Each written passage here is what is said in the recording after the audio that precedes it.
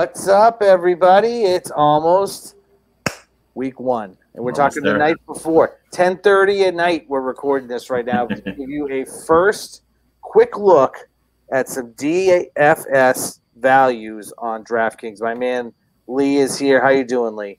Oh, we're getting by. A little late in the night for me. I'm an early bird.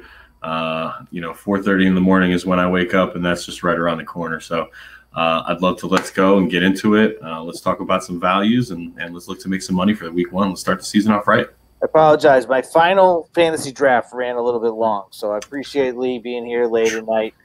And all right, here we go. So we're going to start off with quarterbacks.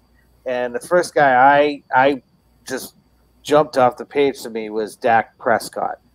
6,200 on DK, prime time, return to form for the Dallas Cowboys against Tom Brady and what's going to be a very competitive game. I think that is just way too cheap for Dak Prescott. What do you think, man? Absolutely. This is the cheapest you're going to get Dak Prescott all year.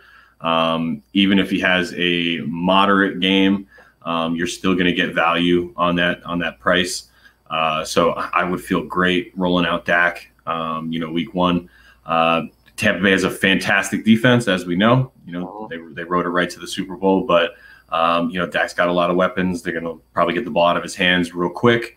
So I can see him putting up a lot of yards, maybe catch a cheap touchdown or two.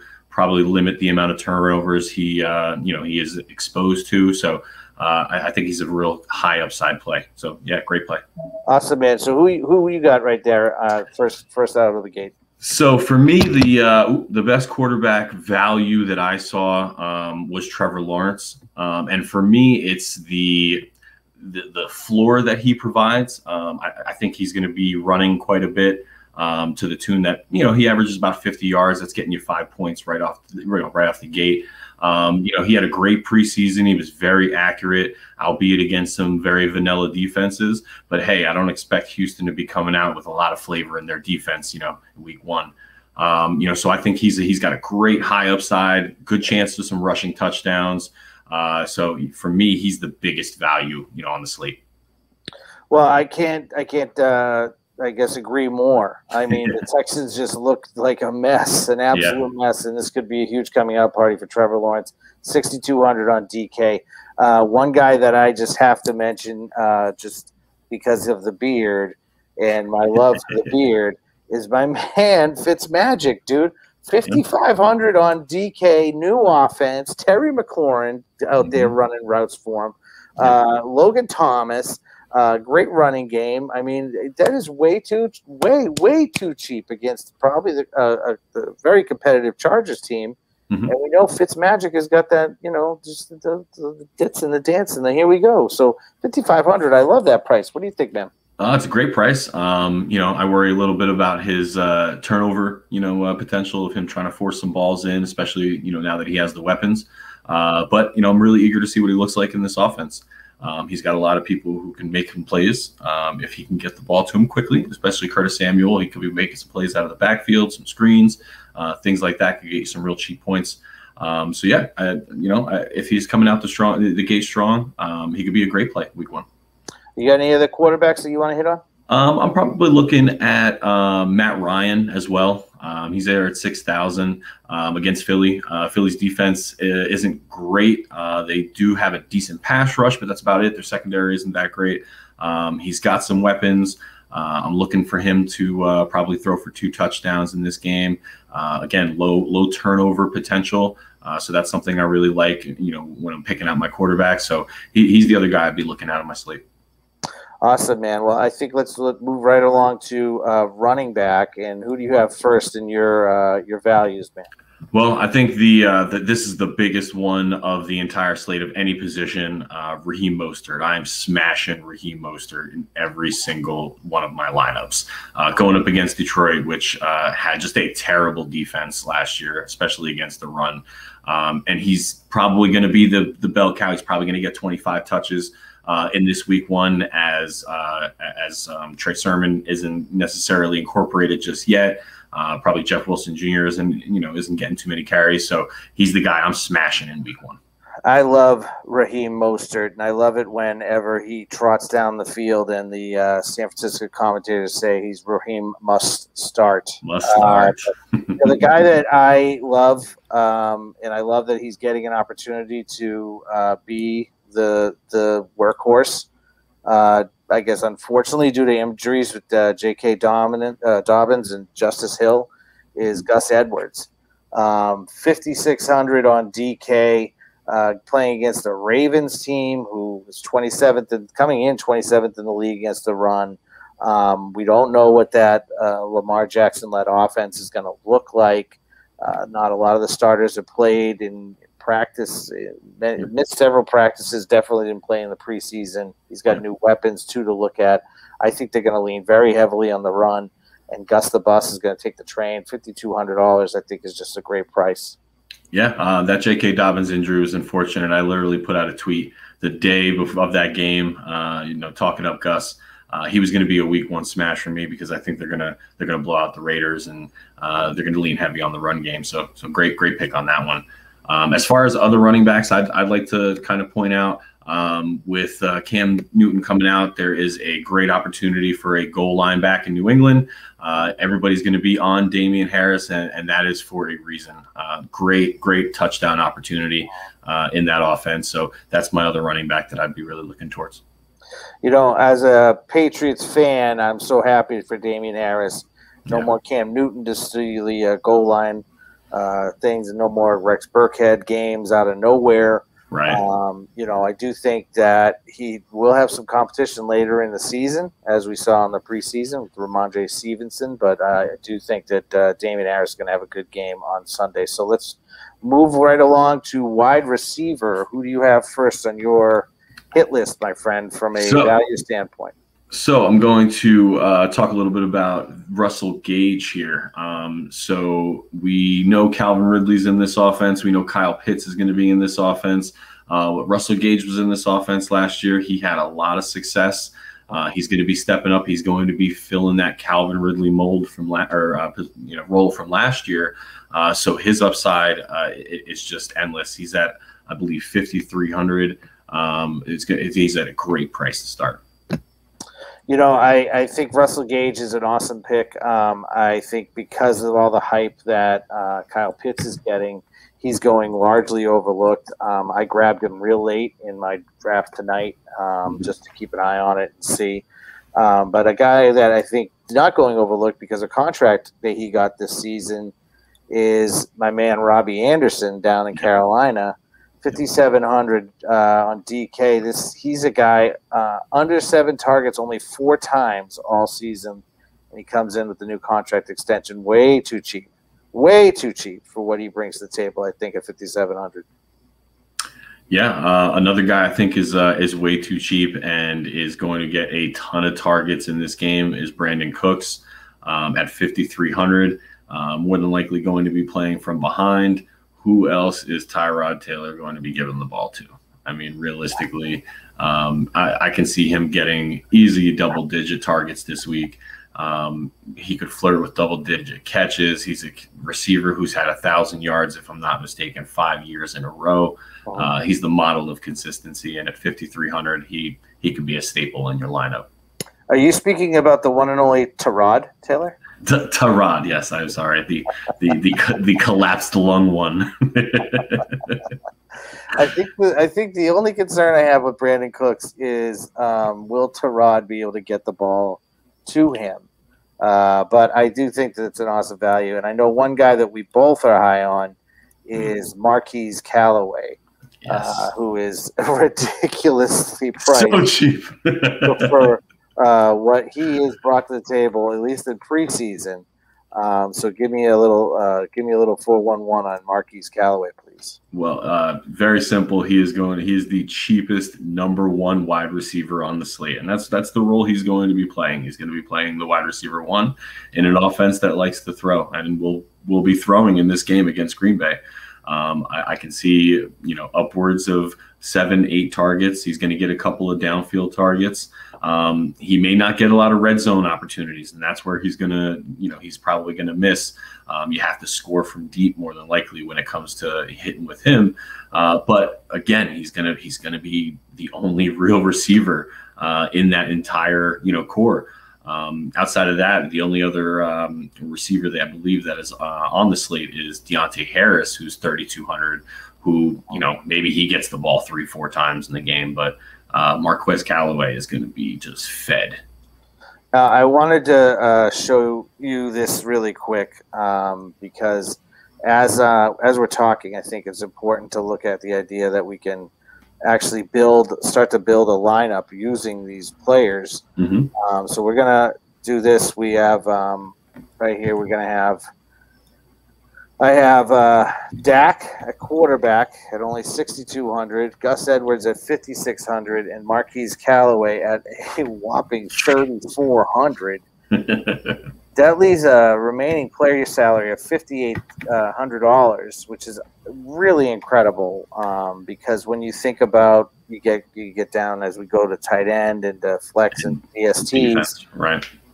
This is where you can stick your your Christian McCaffrey in there at running back at the highest price point. You can match Marquise Callaway with a stud like DK Metcalf or any of those guys that are well over $7,000 or $8,000, and still have plenty of money to go with DSTs, and that's why we're doing this pod. So, I think that's an awesome call. Hey, let's talk about tight end. Who else who are we looking at for tight end? Because I got 3 right here that I'm begging that I hope you agree with. Well, I mean, looking at that lineup you made, that's how you get Travis Kelce in your lineup. I personally almost never build Travis Kelce in my lineup just because of how much he is compared to everybody else. But as far as the tight ends, I'm going to start with Kyle Pitts. I've talked up this Falcons passing game before. It's a great opportunity against a great defense. I mean, there's not much else to say about that. He's an athletic monster. There's a reason why he went, 4th overall. I'm real eager to see, what they do with him, but the upside is just incredible. And if you notice, you look at Kyle Pitts, right? 4,400 on DK. A minute ago, our remaining player salary was 5,800. Now it's jumped up to 6,000. So let's keep going. I got a guy that I think you're going to be wild to hear about, and that is Gronk. Oof. $3,900 on DK going into the first game of the season, prime time. We know Brady is always looking for Gronk. Yep. He's coming off a stellar season, stellar Super Bowl performance, and all indicators from training camp has been he's just looked leaner and meaner, and Brady's been looking for him and trying to find him. And $3,900 in a primetime game. Yeah, it's Thursday night. Locking up your tight end spot on Thursday night, going to the rest of the weekend, not ideal. But $3,900, you could get so much value. Dallas is notoriously bad at defending tight ends. You got to hope with some of the changes that they made, some of that changes, but that's a great play. They give up a ton of yards to the middle of the field, and that's where Gronk is just going to eat. I got another guy for you. I love this guy. Yeah, you know what I'm talking about, right? Yeah, absolutely. This guy is incredible. Great value. When you think about value, right? All last season, it was like you heard different analysts talk about, we got a dart throw tight end with Fursker in there. Mm-hmm. But let me tell you a fun stat about Anthony Fursker. Only 3 times all last season, he did not miss a game. All right, did not miss a game, and only 3 times all last season did he not receive at least 1 target. Right?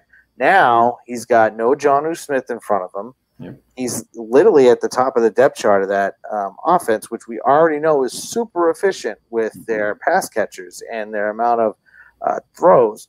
Anthony Fursker, I want to make sure I'm reading this price tag right for what he could be. $3,200 for a tight end. Yep. In what is going to be a solid game, a solid offensive productive game. I think Fursker is a fantastic dart throw, cheap piece. But anyway, Let's continue on here. We have last positions here at defense. So let's try and find a cheap defense. Who do you like? So the one defense I really like coming into this game is the Minnesota Vikings. Okay. You've got Joe Burrow coming back off an injury. You have the offensive line that was terrible. Minnesota's made a couple of changes to their defense. I think it could be a game where they come out and make a statement, and you can get some great value. Maybe you get a turnover return for a touchdown as Joe Burrow's trying to make a play. A couple of sacks. So I think there's definitely some high upside with Minnesota this week. I agree with you. I think the Burrow coming back is going to be very interesting. The one thing I do get concerned about the Minnesota defense, though, is Joe Mixon. Sure. I think that they are going to lean on Joe Mixon a lot, and I think they might struggle a little bit there. But I agree with you. A team that I really am looking at heavily, though, right underneath them at $2,800 is the Bears. Now, listen, I'm not saying that the Bears are this shutdown defense, but we're talking about a Rams team that's now being held up by who under center? What quarterback? Are you kidding me? Don't be fooled by Matthew Stafford. let me think about this. Matthew Stafford is now the quarterback for the Los Angeles Rams, and it's not that Matthew Stafford's not a competent quarterback, but he's a risky quarterback. He's a thrower, and I just think when you go back to what our DFS do's and don'ts were, and one of those things was paying attention to the scoring of contests and understanding the scoring of the defense, fumbles and interceptions. All of those things are going to go into play. I love the Bears defense at 2,800, but I think this weekend the teams that you need to be really looking at from a cheap defense standpoint are your Jacksonville Jaguars. Duval going against the Tyrod Taylor-led Texans. And on the other side of that game, the Houston Texans at $2,100 going against Trevor Lawrence making his NFL debut with the Jacksonville Jaguars. I just think that on any given Sunday, something could happen at $2,100, especially if Trevor Lawrence is going to be a popular play. I think at $2,100 as a contrarian play is just ridiculously cheap for a week one start. Those are a couple cheap defenses. Let's just play around with this really quick because we get a couple minutes.